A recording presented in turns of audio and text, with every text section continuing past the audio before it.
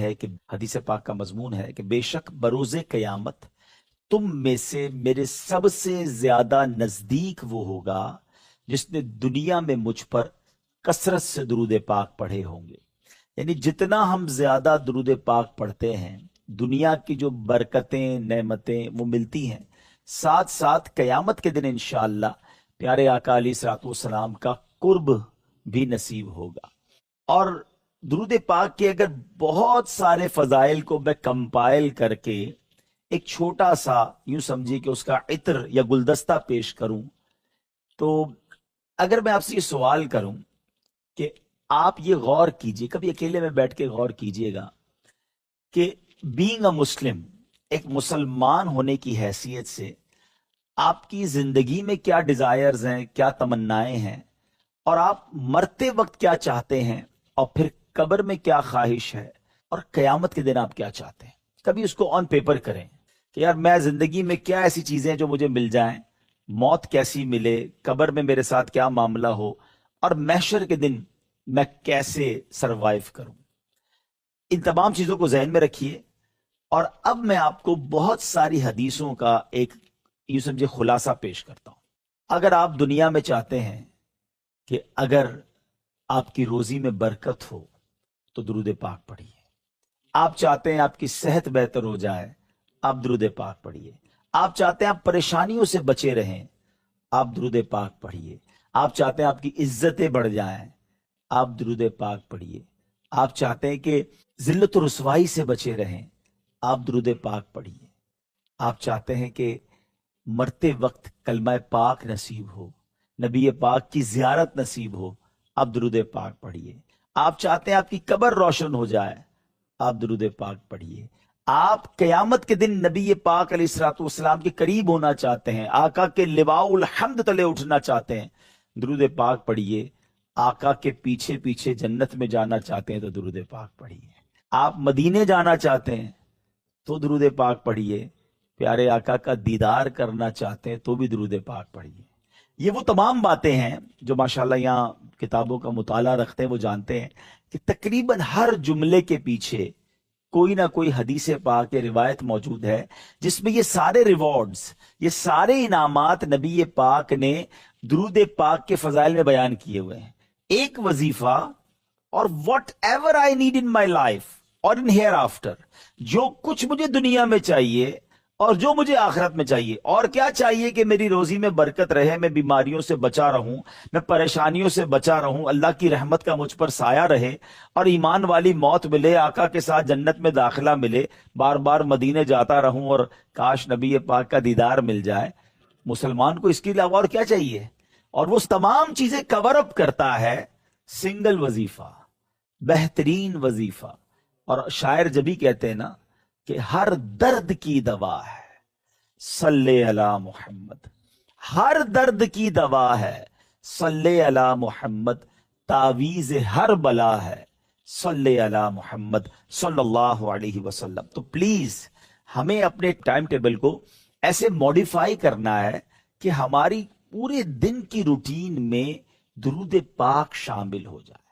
हमारे पास बहुत सारी चीजों के लिए टाइम होता है, मगर दिन गुजर जाता है पूरा, हमारे पास दुरूद टाइम नहीं होता, तिलावत टाइम हम नहीं निकाल पाते। बाज औकात बदनसीब कुछ ऐसे होते जो नमाज के लिए भी वक्त नहीं निकालते।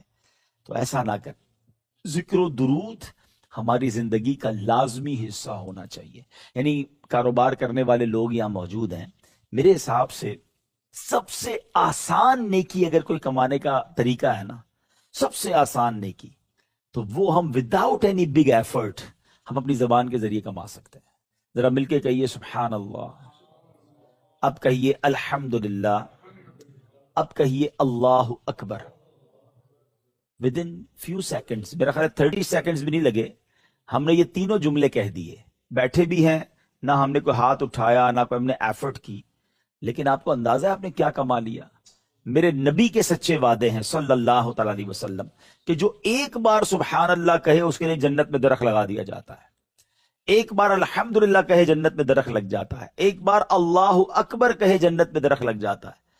हम सारे मिलकर अपनी सारी वेल्थ मिला लेना, is there have anybody power to bye a tree in heaven? ہم میں سے کوئی ہے جس کے پاس یہ طاقت ہے کہ جنت میں درخت خرید سکتا ہو؟ ہے وہاں تو پہلے انٹری ہوگی، اس کے بعد پتہ چلے گا کہ جا بھی سکتے ہیں کہ نہیں. مگر ادھر ہی بیٹھے بیٹھے بغیر کسی کوشش کے، بغیر کسی، یعنی اس کا اگر سینس سے سوچے نا، اس کا مطلب یہ ہوا کہ میرے رب کی رحمت یہ چاہتی ہے کہ ہم جنت کے خزانے لوٹیں، ہم اللہ کی رحمتیں لوٹتے رہیں اور بڑی آسانی سے لوٹتے رہیں. لیکن پرابلم یہ ہے کہ ہم اس کے لیے بھی ٹائم نہیں نکالتے. بالکل اسی طرح درود پاک، اگر آپ درود پاک کے فضائل پڑھیں نا، اور انسان باقی ایک بار بیٹھ کے ریئلائز کر لے کیا چیز ہے درود پاک، تو وہ شاید گفتگو کرنا کم کر دے اور اللہ اور اس کے رسول کے ذکر میں زندگی گزارنا شروع کر دے. لیکن گھنٹوں ہمارا موبائل فون ہم سے لے جاتا ہے، سوشل میڈیا کی ایکٹیویٹیز، ہم فارغ بیٹھے ہوتے ہیں، فضول بیٹھے ہوتے ہیں بس، لیکن درود نہیں پڑھتے، ذکر نہیں کرتے. ہمارے اسلاف جو تھے نا، ہمارے بزرگان دین، وہ اتنا ذکر و درود کرتے تھے، اتنا اللہ کا نام لیتے تھے. ایک بار حضرت جنید بغدادی رحمۃ اللہ تعالی علیہ کے بارے میں آتا ہے کہ آپ ایک بار ایک باربر شاپ پہ گئے، مونچھیں کٹوانے، خط بنوانے، بال بنانے. تو اس نے بال بناتے بناتے جب آپ کی مونچھوں کے پاس پہنچا نا، کہتا حضور تھوڑی دیر کے لیے خاموش ہو جائیں کہ مجھے اب آپ کی مونچھیں تراشنی ہے. آپ کے ہونٹ ہل رہے تھے، آپ اللہ کا ذکر کر رہے تھے، یعنی ایچ اینڈ ایوری ٹائم وہ ذکر کرتے تھے. تو اس وقت تھوڑی دیر کے لیے خاموش ہو جائیں، کٹ لگ سکتا ہے، آپ کے ہونٹ کو زخمی نہ ہو جائے. آپ فرماتے ہیں میرے ہونٹ کٹتے ہیں تو کٹ جائے، میں اللہ کا ذکر نہیں چھوڑ سکتا. اچھا، ایک بزرگ کے بارے میں آتا ہے، آپ جدھر سے گزرتے تھے نا، اللہ کا ذکر کرتے ہوئے گزرتے تھے. تو ایک بار آپ ایک اسٹریٹ سے، ایک روڈ سے گزرے، دوبارہ واپس آئے، دوبارہ گزرے. تو کسی نے کہا ابھی تو گزر کے گئے تو پھر دوبارہ کیوں آئے؟ فرمایا میری خواہش یہ ہے کہ میں جہاں سے بھی گزروں نا، اس جگہ کو، اس مقام کو اللہ کے ذکر کا گواہ کر لوں. میں اس گلی سے گزرا، ذکر کرنا بھول گیا تھا، میں اس لیے واپس آیا ہوں کہ یہ زمین کا حصہ بھی میری نیکیوں کا گواہ ہو جائے، میرے ذکر کا گواہ ہو جائے. اچھا، اس کو اب تھوڑا سا کاروباری وے میں سمجھتے ہیں. کاروبار میں جس طرح ہوتا ہے نا کہ یار جہاں پیسے زیادہ، جہاں ارننگ زیادہ، جس آئٹم میں نفع زیادہ، ہم اس میں کرتے ہیں. شرن جائز ہے، ظاہر ہے کاروبار کرنے بیٹھے تو اپنی ارننگ کا تو سوچیں گے نا. تو اگر میں ایک چوٹ کرنے کے لیے، اگر یہ ایک مہینے کے لیے اناؤنسمنٹ کر دیا جائے کہ جو ایک بار درود پاک پڑے گا اس کو 1000 روپے ملیں گے، بتائیں پھر کیا ہوگا؟ ایک بار سبحان اللہ پڑھے اس کو 1000 روپے ملیں گے. بندہ کہ پھر کام کاج پہ جانے کی ضرورت کیا ہے، تسبیح لو بیٹھ جاؤ، ایک دن میں لاکھوں کروڑوں روپے کما لیں گے. ذرا سوچیں، دنیا کی نعمت کا کوئی کمپیریزن ہی نہیں ہے ان نعمتوں اور ان برکتوں اور ان انعامات کے سامنے، جو اخروی انعامات ہیں. تو ہمیں شیطان بازو کا ڈی ٹریک کر دیتا ہے، ہم بھول جاتے ہیں ہم نے اپنے لائف میں اللہ. اچھا، پھر اس کی جو بینیفٹس ہیئر آفٹر کی صرف نہیں ہے، یو فیل فریش. اگر آپ کی زبان ذکر و درود کرتی ہے نا، آپ کا ٹینشن ریلیز ہوتا ہے، آپ اپنی بیماریوں کو دور کر رہے ہوتے ہیں. کیونکہ ایک اور حدیث پاک ہے، جو بندہ ایک بار درود پاک پڑھتا ہے اس پر 10 رحمتیں نازل ہوتی ہیں. اب 10 گناہ معاف ہو جاتے ہیں، 10 درجے بلند ہو جاتے ہیں. اتنا کلیمٹیز کا ٹائم ہے، پرابلم کا ٹائم ہے، وائرسز چل رہے ہیں. اب جو بندہ صبح سے شام درود پاک پڑھ رہا ہے اس پر رحمت برس رہی ہے، تو کون سا وائرس، کون سی بیماری، کون سا پرابلم اس کے پاس آئے گا؟ یعنی ہمیں اپنی پروٹیکشن کے لیے کتنے وظائف نبی پاک نے خود عطا فرمائے، مگر nobody have time to recite those جو supplications ہیں، جو دعائیں ہیں، جو اذکار ہیں. اچھا، اب اسی چیز کو، ان دعاؤں کو، ان اذکار کو، ان وظائف کو سامنے رکھیں اور پھر نبی پاک کی زندگی کو دیکھیں صلی اللہ تعالی علیہ وسلم. میرے آقا تو خود رحمت کا دریا ہیں، مگر آپ خود کتنا ذکر کیا کرتے. Actually Quran is the message of Allah سبحانہ و تعالیٰ فار آل آف اس. وہ تو اللہ کا پیغام ہے مسلمانوں کے نام، مگر اس پیغام کو ہم پڑھنے کے لیے تیار نہیں ہیں، اس کو سمجھنے کے لیے تیار نہیں ہیں، اس کے لیے ٹائم ہی نہیں ہے ہمارے پاس. شیر خدا مولا علی کرم اللہ تعالی الکریم سے قرآن کی اہمیت سمجھیں. مولا علی فرماتے ہیں کہ جب میرا جی چاہتا ہے نا اللہ مجھ سے بات کرے، try to feel the words, یہ ذرا الفاظ کی چاشنی لینے کی کوشش کرو. جب میرا جی چاہتا ہے اللہ مجھ سے بات کرے. مثال دیتا ہوں، جس بندے سے آپ کو بڑی محبت ہو، یا آپ جس کو بہت انسپائر کرتے ہو، کوئی بہت بڑی شخصیت ہو، آپ کو اس کی کال آ جائے، یار مجھے فلاں کی کال آئی تھی، ہاں اس کی وہ ورلڈ فیمس، ہاں اس نے مجھے کال کی اور 2 منٹ بات کی مجھ سے، 1 منٹ بات کی، اور اس نے مجھے وائس میسج بھیجا ہے. جس کو آپ بہت زیادہ لائک کرتے ہو، بہت دل میں ریسپیکٹ ہو، اس کی کال آ جائے، یا وہ آپ سے بات کر لے, یو فیل آنر. مولا علی کا جملہ سنو, کہتے جب میرا جی چاہتا ہے اللہ مجھ سے بات کرے, میں قرآن پڑھنے لگ جاتا ہوں. قرآن کیا ہے, کس کا کلام ہے؟ کلام Allah. He speak directly with you. Allah کلام کر رہا ہے جب آپ قرآن پڑھ رہے ہوتے ہیں. اور مولا علی فرماتے ہیں جب میرا جی چاہتا ہے میں اللہ سے بات کروں, میں دعا کرنے لگ جاتا ہوں. دعا کیا ہے, کس سے بات ہے؟ اللہ سے آپ بات کر رہے ہیں, without any appointment, without any secretary. جتنی بات کرنی ہے, no time limit. Whatever you want to talk with your Allah, جو بات کرنی ہے کرو نا. کوئی پوچھنے والا نہیں ہے, کوئی بیچ میں نہیں آئے گا. آپ ہے اور رب ہے, آپ کا مالک ہے, آپ کا خالق ہے. دل کی بات کریں اس سے جو کرنی ہے. ہمارا پرابلم ہی یہی ہے, نہ ہم اللہ کی بات سن رہے ہیں, نہ اپنی بات اللہ سے کر رہے ہیں, نہ ہم قرآن پڑھ رہے ہیں, نہ دعا کر رہے ہیں. اور کہتے مسئلے حل نہیں ہو رہے, کہتے سکون نہیں ہے, کہتے پرابلم سالو نہیں ہو رہی ہے, ٹینشن بہت ہے. مجھے بتاؤ نا, حل المشکلات کون ہے؟ اللہ ہی ہے نا. ساری مشکلیں حل کرنے والا وہی, رزق دینے والا وہی, رحمت برسانے والا وہی. اسی سے دور ہو گئے اور پھر کہتے ہیں کہ مسئلے حل نہیں ہو رہے. حالانکہ نہ اللہ کا کلام سننے میں کوئی پرابلم, کسی سے ٹائم لینا یا کوئی پیسے خرچ کرنے ہیں, نہ اللہ سے بات کرنے میں کوئی پرابلم. دونوں چیزیں ہمارے ہاتھ میں فری آف چارج ہے. ہمارے پاس ہی ٹائم نہیں ہے اللہ سے بات کرنے کے لیے, ہمارے پاس ہی ٹائم نہیں ہے رب کا کلام سننے کے لیے. اور بلیو کریں, جس دن آپ قرآن کے دوست بن گئے نا, قرآن دوستی نبھاتا ہے. قرآن کا جب نور دل میں آ گیا نا, یو لو اٹ, آپ کی لائف ہی چینج ہو جانی ہے. کیونکہ جب آپ قرآن سے انڈرسٹینڈنگ لے رہے ہوتے ہیں, حدیث پاک کو سنیے, میرے آقا علیہ الصلوۃ والسلام فرماتے وہ دل ویران ہے جس میں کچھ قرآن نہیں ہے. چیک یور ہارٹ, ہمارے دل میں کتنا قرآن ہے, ہم کتنا قرآن پڑھتے ہیں, دل میں کتنا قرآن سیف رکھا ہے. اچھا پھر اس میسج کو سمجھو, اللہ کا پیغام ہے قرآن, ٹھیک ہے, ویسے تو سارا ہی قرآن ہمیں پڑھنا چاہیے, لیکن اپروکس 89 ٹائمز قرآن میں اللہ نے ڈائریکٹلی مجھ سے اور آپ سے بات کی ہے. یا ایھا الذین آمنو کہہ کر, اے ایمان والو, اے ایمان والو کہہ کر 89 کے قریب یہ آیتیں ہیں. ایمان والے کون ہیں؟ ہم ہیں نا. ہمارا دعویٰ ہے الحمدللہ, اللہ ہمیں ایمان والی زندگی دے اور ایمان والی موت عطا فرمائے. جب ہم ایمان والے ہیں اور اللہ نے مجھے کہا ہے اے ایمان والو, کیا ہم نے وہ 89 مقامات پڑھ لیے؟ ہم نے شاید وہ بھی نہیں پڑھے. اور میں آپ سے سوال کرتا ہوں, قیامت کے دن اللہ کی بارگاہ میں جب حاضری ہوگی اور یہ پوچھا گیا کہ بتاؤ قرآن تمہارے لیے تھا, تم نے پڑھا کہ نہیں, ہم یہ جواب دے سکیں گے مولا بہت بیزی لائف تھی, بزنس میں بیزی تھا, فیملی میں بیزی تھا, اس لیے قرآن نہیں پڑھ سکا. آپ کا اور میرا پیغام ہماری فیملی نہ سنے نا, ہمارا ملازم نہ سنے, ہم اپنے آفس سٹاف کو میسج دے دیں کہ بیٹا صبح یہ کام کر لینا, دیکھو بہت ضروری ہے, اور کل ہم اس سے ملے تو کہ صاحب ٹائم ہی نہیں ملا آپ کا پیغام سننے کو, تو شاید کل ہی نوکری سے فارغ ہو جائے گا. اتنا امپورٹنٹ پیغام تمہیں مس کیسے کر دیا؟ تمہیں تو صبح اٹھتے ہی پہلے میرا پیغام سننا چاہیے. تمہیں نوکری پہ کس لیے رکھا ہے؟ آپ کا مینیجر, آپ کا سیکرٹری, آپ کا جو بھی نیکسٹ ہوتا ہے بندہ, اس کو کام دے کے سکون میں آ جاتا ہے کہ میں نے اس کو میسجز دے دیے ہیں, اب اس کا کام ہے سننا. You have to listen. بالکل اسی طرح آپ اپنی فیملی کو میسج کرتے ہیں میں شام کو آ رہا ہوں, کپڑے ریڈی رکھنا, کھانا یہ والا ریڈی رکھنا, 2 مہمان آ رہے ہیں. دین یو ڈونٹ ریئلائز کہ وہ سنیں گے کہ نہیں سنیں گے. دے ہیو ٹو لسن, کیونکہ وہ آپ کے انڈر میں, ان کو پتا ہے کہ میسج آیا تو وہ امپورٹنٹ ہے سننا ہے, کیونکہ اس کے بعد عمل کرنا ہے. میرا پیغام فیملی نہ سنے برا لگتا ہے, امپلائی نہ سنے برا لگتا ہے, مجھے اللہ کا پیغام مل گیا, میں نے 40 سال سے نہیں سنا اور ساری زندگی نہ سنا, تو آنسر کیا دیں گے اللہ کی بارگاہ میں؟ پلیز میرے پیارے اسلام بھائیو, یہ قرآن سے دوری یہ بربادی ہے. اور ایٹ لیسٹ وہ 89 آیات تو پڑھنی چاہیے تھی نا, کہ اے ایمان والو کہہ کر اللہ نے مجھ سے اور آپ سے بات کی ہے. اور پھر قرآن, سبحان اللہ, جب آپ انڈرسٹینڈ کرنے لگ جائیں گے نا تو قرآن سے اٹیچمنٹ ہو جاتی ہے. میں آج آپ کو صرف 2 سورتیں قرآن کی سناؤں گا, شارٹ اینڈ سویٹ.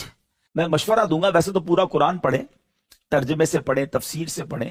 اگر سٹارٹ کرنا ہے نا تو 30th پارے کو پہلے پڑھیں, جو آخری پارے میں اللہ کریم نے یوں نہیں سمجھے کہ جھنجھوڑا ہے ہمیں, اور کس طرح قرآن سمجھاتا ہے ہمیں اس دنیا کی حقیقت, آخرت میں کیا ہونا ہے ہمارے ساتھ.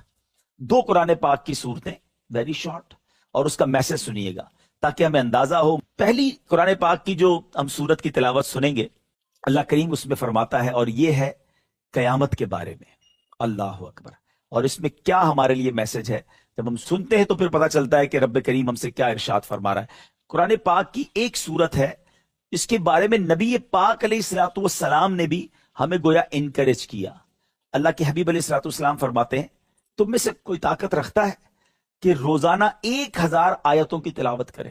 صحابہ کرام نے عرض کی کہ حضور اس کی طاقت کون رکھتا ہے کہ ڈیلی 1000 آیتیں پڑھے؟ نبی پاک علیہ الصلوۃ والسلام نے فرمایا، کیا تم روزانہ الہاکم التکاثر پڑھنے کی طاقت نہیں رکھتے؟ یعنی اس کا مطلب یہ ہوا کہ کوئی سورہ تکاثر پڑھ لے تو اس کو 1000 آیتیں پڑھنے کا ثواب ملتا ہے. یعنی صرف تلاوت کا ہی اتنا ثواب ہے. انڈرسٹینڈنگ کی بات تو اور ہے. اتنی میرا خیال ہے 1.5 منٹ نہیں لگے گی سورہ تکاثر پڑھنے میں، 1000 آیتوں کا ثواب. پیارے آقا علیہ الصلوۃ والسلام ایک اور جگہ فرماتے ہیں، میں تمہارے سامنے الہاکم التکاثر پڑھنے لگا ہوں تو اسے سن کر جو رو پڑا اس کے لیے جنت ہے. صحابہ کے سامنے نبی پاک نے لسننگ کے بارے میں بھی تربیت فرمائی، اور قرآن کو سننا کیسے ہے، قرآن کو سن کے کیفیت کیا ہونی چاہیے، آقا یہ بھی تربیت فرما رہے. فرماتے جو رو پڑا اس کے لیے جنت ہے. پیارے آقا نے ان کے سامنے سورہ تکاثر پڑھی. بعض صحابہ کرام رو پڑے اور بعض کو رونا نہیں آیا. صحابہ کرام نے پھر عرض کی کہ حضور ہم نے تو بہت کوشش کی، ہمیں رونا نہیں آیا.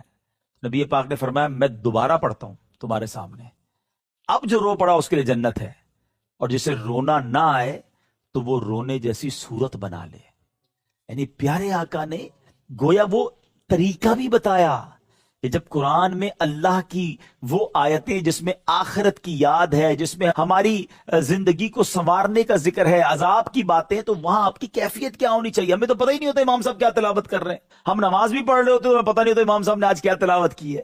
بس ٹھیک ہے، ہاتھ باندھ کے کھڑے سن لیا، بس ٹھیک ہے، کیونکہ انڈرسٹینڈنگ لیول نہیں ہے. سنیے، پیارے آقا علیہ الصلوۃ والسلام نے اس کے بعد تلاوت فرمائی، اور کچھ صحابہ نے، میں نے جس طرح بتایا کہ آنسو بہائے. اب یہ آیت میں پہلے اس کی تلاوت کر دیتا ہوں، پھر میں اس کا ترجمہ بتاتا ہوں. بسم اللہ الرحمن الرحیم.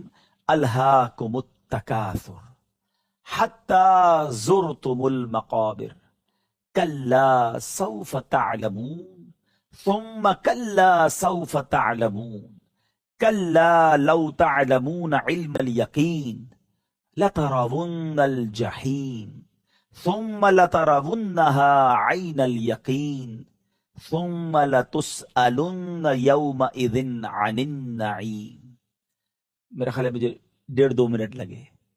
1000 آیتوں کا ثواب ہے اس کو تلاوت، صرف تلاوت کرنے کا. اب میں اس کی ترجمہ تفسیر تو بعد میں بتاؤں گا، لیکن اتنی سی دیر میں اتنی ساری نیکیاں کمائی جا سکتی ہیں، کاش ہم یہ سمجھنے والے بن جائیں. اب ذرا اس کا ہم تھوڑا سا ترجمہ سنتے ہیں.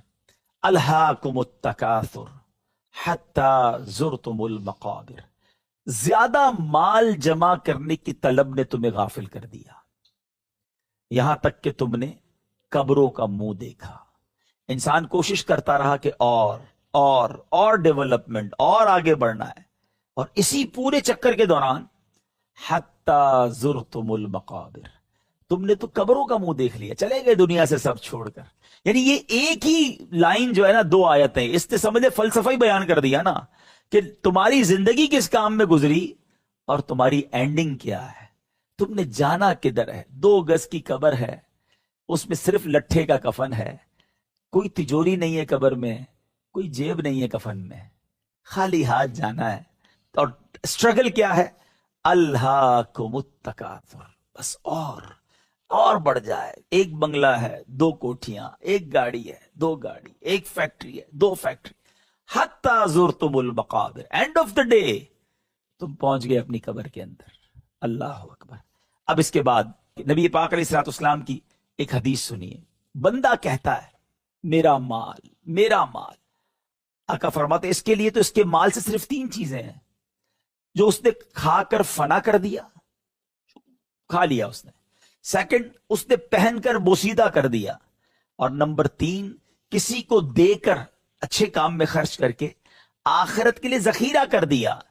اس کے سوا تو جو ہے وہ جانے والا ہے، اور وہ ان لوگوں کے لیے چھوڑنے والا ہے. کیونکہ ہمارا تو مال نہیں بچے گا، ہم مر جائیں گے، وہ تو پیچھے رہ جائے گا. میرا تو وہ جو میں نے کھا لیا، پہن لیا یا آگے بھیج دیا. آگے ڈپازٹ کر دیا. لیکن ہم اس چیز کو بھول جاتے ہیں. اچھا، پیارے آقا علیہ الصلوۃ والسلام نے بہت ساری حدیثوں میں ہمیں بہت کچھ سمجھایا. ایک بار پیارے آقا نے حب جو مال اور عزت کی جو لالچ ہے نا، اس کو کس طرح بیان کیا. حب مال اور حب، یوں سمجھے کہ جا ہوتی ہے، لوگ عزت کریں، میری واہ واہ ہو جائے. آقا فرماتے ہیں کہ دو بھوکے بھیڑیوں جو بکریوں کے ریوڑ میں چھوڑ دیے جائیں، بکریوں کے ریوڑ میں اتنی تباہی نہیں مچاتے. ذرا سوچئے، ایک ریوڑ جا رہا ہو بکریوں کا اور دو بھوکے بھیڑیے چھوڑ دیے جائیں، کیا حال کریں گے؟ فرمایا وہ اتنی تباہی نہیں بچاتے جتنا مال اور عزت کی لالچ انسان کے دین کو خراب کر دیتی ہے، چیڑ پھاڑ کے رکھ دیتی ہے. میرا نام ہو، میری واہ واہ ہو. ایک تو دو ہی تو کریز ہیں لوگوں کو، پیسے بڑھ جائیں یا پھر نام ہو جائے، فیم. آج کل تو اس فیم کے چکر میں جو سوشل میڈیا پہ تماشا لگا ہوا ہے، اور لائکس بڑھ جائیں اور ویوز بڑھ جائیں، اس میں جو کرنا ہے بندہ کرنے کے لیے تیار ہو گیا. یہ نہیں سوچ رہا کہ تھوڑے لائکس تو بڑھ رہے ہیں، کہیں اللہ کی بارگاہ میں ان لائک تو نہیں ہو رہا ہوں.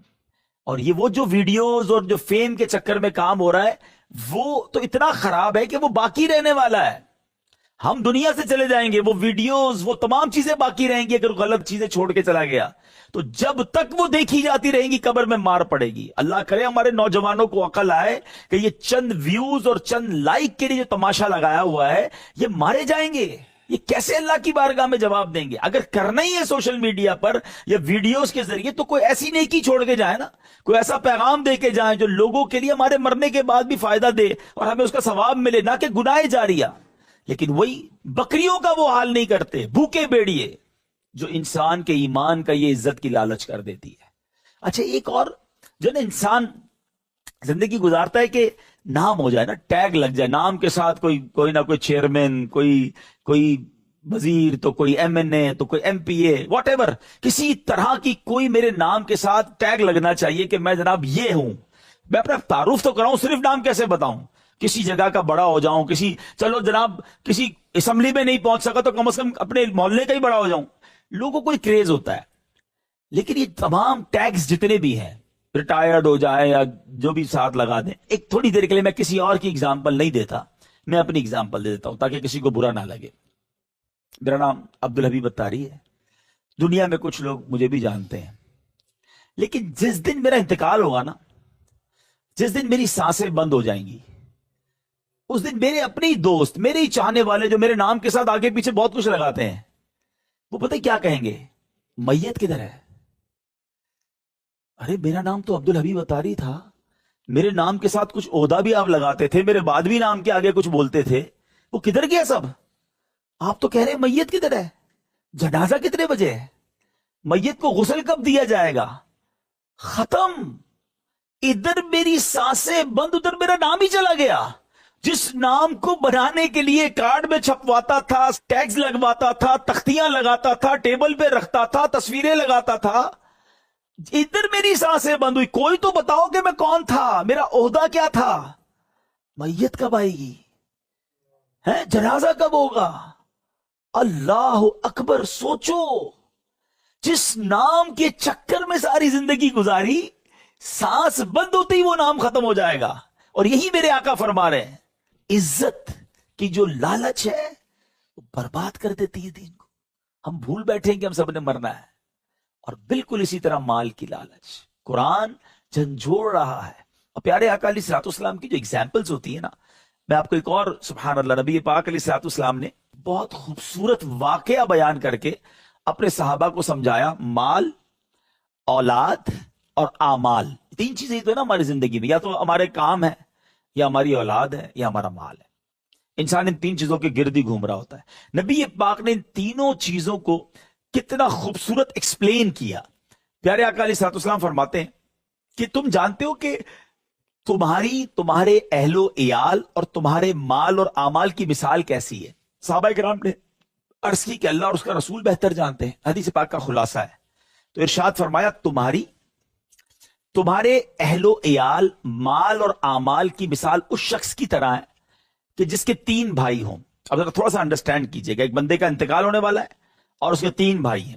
اس نے ایک بھائی کو بلایا اور کہا کہ میرا آخری وقت ہے، اب بتاؤ تم میرے لیے کیا کر سکتے ہو. تو ایک بھائی کہتا ہے کہ میں تو فی الحال تمہاری تیمارداری کروں گا. تمہاری علاج معالجے میں تمہاری حاجتیں پوری کروں گا، اور جب تمہارا انتقال ہو جائے گا تو غسل کفن دے کر تمہیں کفن پہناؤں گا، اور ساتھ جا کر تمہارا جنازہ اٹھاؤں گا، کبھی کندھا دوں گا، کبھی اور شخص کندھا دیں گے، تو اس کے بعد میں قبر میں چھوڑ کے آ جاؤں گا۔ تو نبی پاک نے فرمایا بتاؤ یہ بھائی کیسا ہے؟ تو پیارے آقا علیہ الصلوۃ والسلام نے انہوں نے کہا کہ حضور اس میں تو کوئی بھلائی نہیں ہے، قبر میں چھوڑ کے آ جائے گا۔ فرمایا یہ تمہارے اہل و عیال ہیں، کچھ خیال رکھیں گے، جنازہ پڑھیں گے، کاندھا دیں گے، قبر میں چھوڑ کے آ جائیں گے۔ پھر نبی پاک علیہ الصلوۃ والسلام نے فرمایا کہ دوسرا بھائی، اس سے وہ پوچھے گا تم میرے لیے کیا کرو گے؟ تو کہے گا آپ جب تک زندہ ہے میں آپ کے ساتھ ہوں، مرنے کے بعد میں رخصت ہو جاؤں گا۔ آقا فرماتے بتاؤ بھائی یہ بھائی کیسا ہے؟ کہا حضور یہ تو کسی بھی کام کا نہیں۔ کہا تو یہ تمہارا مال ہے، جیسے ہی تم مرو گے تم سے جدا ہو جائے گا۔ تیسرے بھائی کو وہ بندہ بلاتا تم میرے لیے کیا کرو گے؟ وہ کہتا ہے کہ میں تمہارے ساتھ جو ہے گھبرانا نہیں، تمہارے ساتھ قبر میں بھی آؤں گا، تمہیں وحشت سے بھی بچاؤں گا، تو جب حساب کتاب کا دن آئے گا تو میں تمہارے میزان میں جا کر بیٹھ جاؤں گا، تمہارے وزن کا جو نیکیوں کا پلڑا ہوگا نا بھاری کر دوں گا۔ تو آقا فرماتے بتاؤ یہ بھائی کیسا ہے؟ کہا صاحب حضور یہ تو کمال کا بھائی ہے کہ قبر میں بھی ساتھ آئے گا، قبر کی وحشت بھی دور کرے گا، میزان عمل پر بھی کام آئے گا۔ نبی پاک نے فرمایا یہ تمہارے اعمال ہیں۔ کتنی خوبصورت اگزامپل کے ساتھ نبی پاک نے ایک پورا سینیریو بنا کے سمجھایا نا، کہ مرتے وقت تین بھائی تھے، تینوں سے پوچھا بتاؤ کون کب تک ساتھ دے گا؟ ایک بھائی کہتا ہے قبر میں بھی آؤں گا، قیامت والے دن بھی آؤں گا، ادھر بھی بچاؤں گا تمہیں۔ آقا نے فرمایا یہ تمہارے اعمال ہیں۔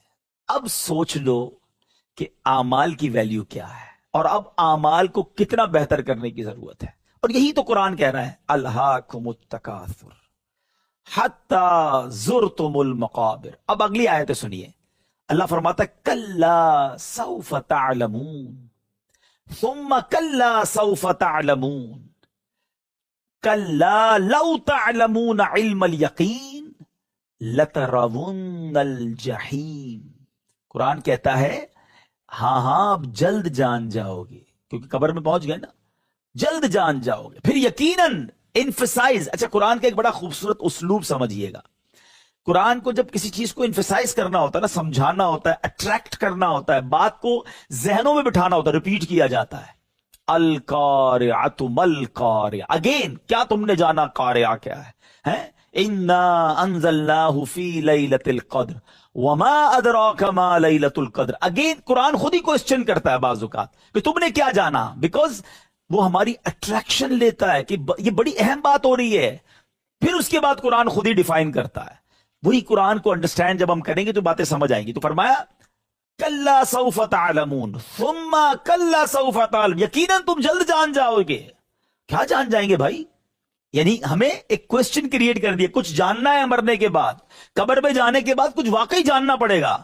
اب آگے قرآن خود ہی ڈیفائن کر رہا ہے کہ کیا ہے، کلا لو تعلمون علم الیقین، کہتا ہے قرآن یقیناً اگر تم یقینی علم کے ساتھ جانتے تو مال سے محبت نہ رکھتے، لترون الجحیم، بے شک تم ضرور جہنم کو دیکھو گے۔ پھر بے شک آگے قرآن دوبارہ ریپیٹ کر رہا ہے ثم لترونها عین الیقین، پھر بے شک تم ضرور اسے یقین کی آنکھ سے دیکھو گے۔ پھر فرماتا ہے ثم لتسألن یومئذ عن النعیم۔ یہ ایک آیت جو ہے نا یہ بہت کچھ بتا رہی ہے۔ قرآن فرماتا ہے پھر بے شک ضرور اس دن تم سے نعمتوں کے متعلق پوچھا جائے گا۔ نعمتیں جو دی ہیں نا اللہ نے، یہ وداؤٹ کوسچنیبل نہیں ہے۔ کسی کو مال دیا، کسی کو صحت دی، کسی کو عزت دی، کسی کو کروڑوں سے اچھا بنایا۔ ہم کہتے ہیں میرے والد نے چھوڑا تھا، ہیں ہمیں تو بہت محنت کی تو پیسہ بن گیا، ہمیں تو بھائی نام مل گیا، بڑے خاندان میں ہم تو، اللہ نے صحت بڑی اچھی دی ہے۔ یہ سب اللہ نے دیا ہے، ہم میں کوئی کمال نہیں ہے۔ پلیز ٹرائی ٹو انڈرسٹینڈ، اگر آج میں کروڑ سے اچھا ہوں تو یہ میرے رب کی مہربانی ہے۔ ہم سے زیادہ نیک لوگ پریشان ہیں، غریب ہیں بیچارے، بیماریوں میں، نمازی ہیں، تہجد گزار ہیں، اور ہم جیسے گناہگار کو رب نوازی جا رہا ہے۔ مگر اس کا مطلب یہ نہیں کہ کوئی دن نہیں آئے گا جب سوال ہوگا۔ ثم لتسألن یومئذ عن النعیم۔ اچھا صحابہ کرام نے پوچھا نبی پاک علیہ الصلوۃ والسلام سے کہ حضور یہ ہم سے کس نعمت کے بارے میں پوچھا جائے گا جو قرآن کہہ رہا ہے؟ صحابہ کرام نے اس آیت کی انٹرپریٹیشن لی نبی پاک سے کہ حضور اس آیت میں جو بیان ہوا کہ ہم سے پوچھا جائے گا، ہم سے کیا پوچھا جائے گا؟ ہمارے پاس تو دو ہی چیزیں ہیں، دو ہی سیاہ چیزیں، کھجور ہے اور پانی ہے۔ غریب تھے صحابہ، اب ہم سے کیا پوچھا جائے گا؟ نبی پاک فرماتے ہیں کہ ان قریب ایسا ہی ہوگا، یعنی تم سے بھی پوچھا جائے گا۔ ایک اور حدیث پاک میں پیارے آقا فرماتے قیامت کے دن بندے سے سب سے پہلے نعمت کے بارے میں سوال ہوگا، اس سے پوچھا جائے گا کیا ہم نے تمہیں جسمانی صحت نہ دی اور ٹھنڈے پانی سے سیراب نہ کیا؟ ٹھنڈے پانی کا بھی سوال ہوگا، اللہ نے نعمت دی، تم نے کیا کیا؟ ایک اور حدیث پاک سنیں، پیارے آقا علیہ الصلوۃ والسلام فرماتے قیامت کے دن انسان کے قدم بھی نہ ہٹیں گے حتیٰ کہ اس سے 5 چیزوں کے بارے میں سوال نہ کر لیا جائے۔ اچھا، دنیا میں ہم بھی اسٹوڈنٹ لائف سب نے گزاری ہے، ہم سب جو ہے وہ پیپر کیسا آئے گا، گیس پیپر ڈھونڈتے تھے، بڑی فکر ہوتی تھی یار جو یاد کیا وہی پیپر آ جائے، کسی طرح سوال پتہ چل جائے کون سے آئیں گے امتحان میں۔ یہ عجب پرچہ ہے جو پہلے ہی آؤٹ ہے، پہلے ہی پتہ ہے 5 سوال کون سے ہوں گے، تیاری کر کے آ جاؤ، سوال پہلے ہی پتہ ہے، لیکن فرمایا ایک قدم بھی نہیں اٹھا سکو گے۔ اب کیا ہم پریپئر ہیں ان 5 سوالوں کے لیے؟ پہلا سوال پیارے آقا فرماتے ہیں اس کی عمر کے بارے میں کہ کس چیز میں عمر گزاری، زندگی کن کاموں میں گزاری۔ سیکنڈ، جوانی کس کام میں گزاری۔ اچھا، علماء نے بڑی ڈیبیٹ کی ہے کہ عمر کا سوال ہو گیا تو پھر جوانی کا الگ سے کیوں کیا؟ اٹ مینز جوانی زیادہ امپورٹنٹ ہے، کہ یہ جو پیریڈ ہے نا یہ گناہ کرنے کے لیے نہیں ہے، اور نارملی انسان اسی پیریڈ میں گناہوں کی طرف چلا جاتا ہے، حالانکہ جوانی کی جو توبہ ہے یہ اولیاء کا شیوا ہے۔ جوانی کی عبادت جو ہے یہ اللہ کو بڑی پسند ہے۔ دیکھیں اللہ نے اعضاء سلامت دیے ہیں، اور ہم شیطان کی باتوں میں آ جائیں، بزرگوں سے پوچھیں، کئی بزرگ آنسوؤں سے روتے کاش صحت اچھی ہوتی تو کھڑے ہو کے نماز پڑھتے، ہم روزے رکھتے، ہم اور تراویحاں پڑھتے، بڑھاپے میں جا کر کئی عبادتیں کرنے کا جی چاہتا ہے انسان نہیں کر سکتا، اور جوانی میں ہم کرتے نہیں ہیں کہ بڑھاپے میں کر لیں گے۔ اصل عبادت کا لطف اور عبادت کی جو جس کو کہتے ہیں روحانیت ہے وہ ہے جوانی میں، اور ہم جوانی دوسرے کاموں میں گزار رہے ہوتے ہیں۔ سوال ہوگا قیامت کے دن کہ جوانی کیسے گزاری، تیسرا کہاں سے کمایا، چوتھا کہاں خرچ کیا، پانچواں سوال ہوگا کہاں سے علم حاصل کیا اور اس پر کتنا عمل کیا۔ القارعۃ ما القارعہ وما ادراک ما القارعہ، تم نے کیا جانا قارعہ کیا ہے؟ اس دن کیا ہوگا؟ یوم یکون الناس کالفراش المبثوث وتكون الجبال كالعهن المنفوش فأما من ثقلت موازینہ فهو في عیشة راضیہ۔ قرآن کہتا ہے قیامت کے دن کیا ہوگا؟ فرمایا جب ایسا سینیریو، پہلے سینیریو بتایا کہ یوم یکون الناس کالفراش المبثوث، اس دن آدمی ایسا ہوگا، لوگ ایسے ہوں گے جیسے پھیلے ہوئے پتنگے۔ آپ نے دیکھا بارش ہوتی ہے تو پتنگے جو کبھی ادھر جا رہے ہوتے ہیں کہ دیر از نو ڈائمینشن، ادھر گر رہے ہوتے ہیں ادھر پڑ رہے ہوتے ہیں، کہ لوگ بھاگ رہے ہوں گے، خوف ہوگا کیونکہ زلزلہ آئے گا، دل دہل رہے ہوں گے۔ اور وَتَكُونُ الْجِبَالُ كَالْعِهْنِ الْمَنْفُوشِ، کہ یہ جو پہاڑ ہے نا یہ ایسے اڑ رہے ہوں گے جیسے دھنکی ہوئی اون اڑتی ہے۔ آپ نے دیکھا ہوگا رضائی بنانے والا جب ڈنڈا مارتا ہے تو اون کیسے اڑتی ہے، کہیں روئی کے گالوں کی طرح پہاڑ اڑ رہے ہوں گے۔ ٹرائی ٹو امیجن کہ کیفیت کیا ہوگی۔ خدا نہ خواستہ تھوڑی دیر کے لیے زلزلے کے جھٹکے آ جاتے ہیں 6.5 7، لوگ گھروں سے باہر نکل آتے ہیں، حالانکہ گھر گرتے نہیں ہیں لیکن کئی دنوں تک نیند نہیں آتی۔ اس دن زلزلہ نہیں آئے گا، ایسا زلزلہ آئے گا، یہ ایسی کیفیت ہوگی کہ پہاڑ اڑ رہے ہوں گے۔ میں کہتا ہوں یہی بہت تھا ڈرانے کے لیے اور گھبرانے کے لیے ہے، مگر اس سینیریو میں قرآن کہتا حساب ہوگا، یعنی اس کیفیت میں کوسچنز ہوں گے، اعمال تولے جائیں گے، بندہ اس وقت کیسے جواب دے گا؟ اور اس میں کیا ہوگا؟ فَأَمَّا مَنْ ثَقُلَتْ مَوَازِينُ، جس کی نیکیوں کا پلڑا بھاری ہو گیا، فَهُوَ فِي عِيشَةٍ رَاضِيَةٍ، وہ بڑے چین میں ہوگا، من مانتے چین میں ہوگا۔ اور آگے فرمایا وَأَمَّا مَنْ خَفَّتْ مَوَازِينُ، کسی کا نیکیوں کا پلڑا کم ہو گیا، فَأُمُّهُ هَاوِيَةٌ، وہ ہاویہ میں ہوگا۔ پھر قرآن ہمیں پھر انفسائز سمجھ آ جائے ہاویہ کیا، وما ادراک ما ہی، تم نے کیا جانا وہ کیا ہے؟ اس کا کوسچن پھر آنسر۔ اسی میں کہہ رہا ہوں قرآن پڑھو، اسے انڈرسٹینڈ کرو۔ نارن حامیہ، وہ شعلے مارتی ہوئی آگ ہوگی۔ اب مجھے بتائیں کہ آج छोटी छोटी जो हम नेकियां छोड़ देते हैं ना कि यार नफल ही है ना, सुन्नत गैर मौक़िदा ही है ना, चलो जमात छूट गई ना, कल से नमाज पढ़ लूंगा। क्या पता कयामत के दिन आपको याद आए कि वो 2 रकत नफल पढ़ लेता तो आज पास हो जाता। क्योंकि कुरान कहता है जिसका पलड़ा भारी हुआ फहुवा फी ईशत रादिया। खुदारा, मेरे बयान के शुरू में मैंने आपको दुरूद, जो जिक्रुल्लाह, मैंने आपको ये बातें बताई ना, ये वो छोटी नेकियां हैं जो रोज आप मीटर काउंट अपना कर सकते हो कि यार प्लस होती रहे, प्लस होती रहे, कहीं 1-2 नेकी की वजह से मारा ना जाऊं और मेरा आमाल नामा डाउन ना हो जाए। और इसी तरह जो हमने बाज अपने जोम में प्लानिंग रखी है कि यार ये थोड़ा ही है ना, चलता है, छोटा ही गुनाह है ना, है थोड़ा ही तो झूठ बोल लिया, क्या पता यही झूठ बोलना, यही हराम देखना, यही हराम सुनना, यही हराम खाना, ये थोड़े पैसे हराम के कमाना, ये गलत दोस्तों की गैदरिंग में बैठना, ये पार्टी करना, ये छोटा सा, हम जिसको एक छोटी सी बात समझ रहे हैं, यही कयामत के दिन मेरा गुनाहों का पलड़ा भारी कर गया तो मैं किधर जाऊंगा। प्लीज, मैं बार बार इसलिए अपने बयान में कह रहा हूं कि जिस दिन आपने कुरान से दोस्ती कर दी ना, आपको कुरान ही समझा रहा होगा।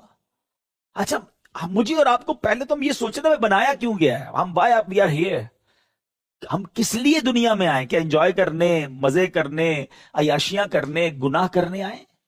अल्लाह ने, अच्छा इसका जवाब कौन देगा? Manufacturer knows better why he create us.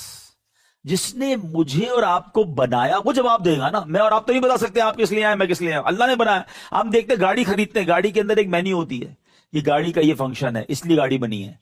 Mobile लेते हैं, उसके साथ एक छोटी बुक आती है, वॉच लेते हैं, हर, क्योंकि जो कंपनी बनाती है वो कंपनी बताती है क्यों बनाया, इसके फंक्शंस क्या है।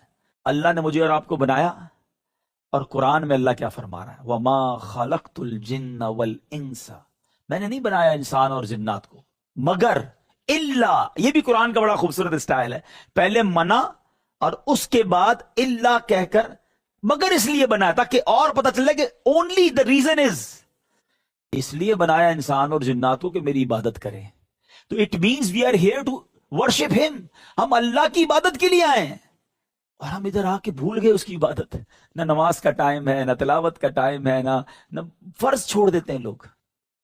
तो मेरे प्यारे इस्लामी भाइयों, मैं दोबारा अपनी बात को वहीं से शुरू करूंगा कि जिस दिन कुरान से दोस्ती हो गई ना, जिस दिन कुरान से कनेक्टिविटी हो गई, आपकी जिंदगी बहुत अच्छी हो जाएगी। अच्छा, हो सकता है क्योंकि बहुत सारे भाई वो हैं जो पहली बार इस तरह हमारी बयान में आए हैं, या मदनी चैनल के नाजरीन, कि यार ये तो बहुत मुश्किल बातें कर दी इन्होंने और हम तो बहुत मुश्किल है, फंस जाएंगे, मारे जाएंगे, या बहुत डिफिकल्ट है इस्लाम पर अमल करना। ऐसा नहीं है, क्योंकि मैंने आपको कुरान की 2 आयतें, 2 सूरतें वो सुनाई हैं जिसमें अल्लाह करीम ने हमारे हिसाब किताब और आखिरत पर बात की है। तो बाज़ औक़ात ये रियलाइज होता है कि यार बहुत डिफिकल्ट है, ऐसा नहीं है। आप यकीन करें, जो बंदा अल्लाह की राह पर आ जाता है ना, नमाज पढ़ना शुरू कर देता है, हलाल काम शुरू कर देता है, उसकी लाइफ वो बहुत आसान कर देता है। मेरा रब सिर्फ रहमान अल आखिरा नहीं है, वो रहमान अल दुनिया भी है। कुछ लोग कहते हैं कि यार दुनिया को भी देखना चाहिए और दीन को भी देखना चाहिए। ये हमारा मिसकंसेप्शन है, दीन और दुनिया एक ही है। ये किसने कह दिया आपको कि दुनिया की लाइफ अलग है और दीन की लाइफ अलग है? आप दुनिया की लाइफ अल्लाह की रिजा वाली गुजार लें, अल्लाह आपकी दुनिया भी इंजॉयबल कर देगा और आखिरत भी उसी का मालिक है, वहां भी आपको वो नेमत अता फरमाएगा। हम समझते हैं कि यार आप पहले दुनिया का मजे कर लो फिर अल्लाह को राजी कर लेंगे। अल्लाह को राजी कर लो, अल्लाह तुम्हारी दुनिया भी अच्छी कर देगा, कारोबार भी अच्छे कर देगा, सेहत भी अच्छे कर देगा, रोजगार भी अच्छे कर, क्योंकि अल्लाह ही तो मालिक है ना दुनिया का। हम एक ही टारगेट रखें कि अल्लाह राजी हो जाए, दुनिया आखिरत सब बेहतर हो जाएगी, इंजॉयबल हो जाएगी। देखें, जिंदगी गुजारना दीन पर आकर इतना मुश्किल नहीं है। मैं आपको इस तरह एक्सप्लेन कर देता हूं।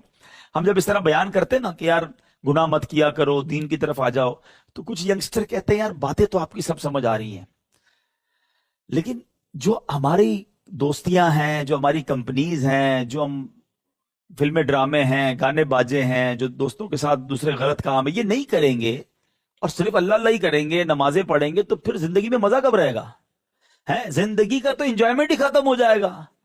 तो उनको ये फील होता है कि नेकी की तरफ जब हम आएंगे ना तो लाइफ का एंजॉयमेंट खत्म हो जाएगा। तो यार इसलिए बड़ा मुश्किल है, वो डिफिकल्ट समझते हैं।